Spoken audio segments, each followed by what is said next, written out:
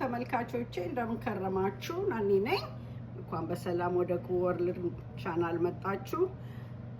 ዛሬ የተዘጋጀሁበት ስለ ቀይ ስር ነው። ቀይ ስር ምን ያህል ጠቃሚ እንደሆነ በተለይ ለደም ግፊት፣ ለብለድ ፕሬሸር ዳውን ያደርጋል።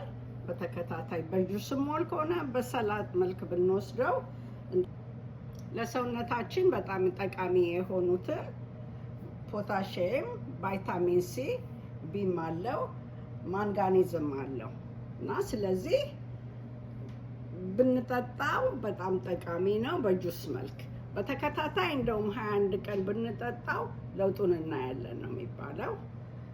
ብትከታተሉ ደግሞ ጎግል አድርጋችሁ ዶክተር አህመድ እና ዶክተር ስቲቭ በጣም ኤክስፕሌን ያደርጋሉ፣ ትርትን አድርገው ማለት ነው።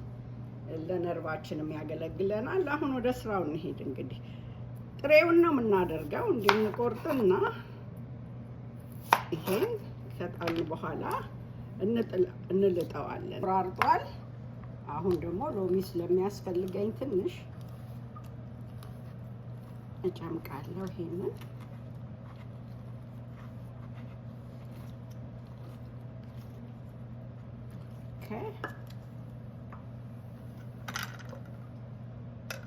የከተፍነውን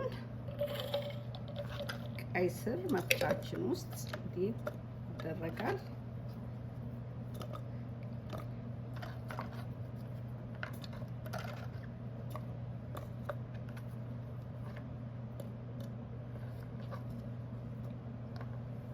እንደዚህ ይደረግበታል።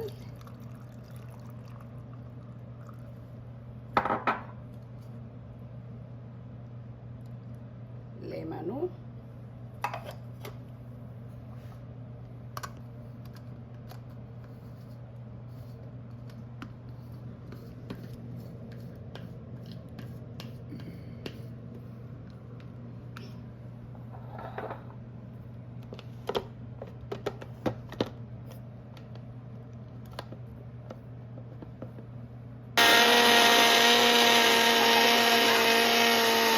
በደንብ ተፈይቷል።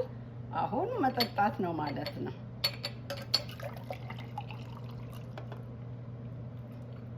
ታያችሁት፣ ስኳርም የገባበት የለም። ራሱ ስኳርም አለ። ለደም ግፊት፣ ለብለድ ፕሬሸር በጣም ጠቃሚ ነው። ለልብም ለነርቭም። እንግዲህ እናንተም እንዲየሰራችሁ ጠጡት። ወዲያው ነው ድሮፕ የሚያደርገው። እስቲ ቅመስልን። እንግዳዬ እንደተለመደው ይቀምሳል። በጣም በደንብ ዋው፣ በጣም ጥሩ ነው። እንዴት ነው? ጣፋጭ ነው አይደል? ጣፋጭ ነው በጣም።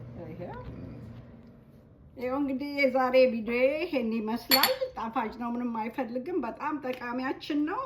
እንውሰደው። ቀላል ነው አሰራሩ፣ ምንም ድካምም የለውም። በሚቀጥለው ጊዜ ደግሞ በሚቀጥለው ቪዲዮ የሳላድ እንዴት እንደምንሰራ ደባልቀን እሱን አሳያችኋለሁ። መልካም ጊዜ።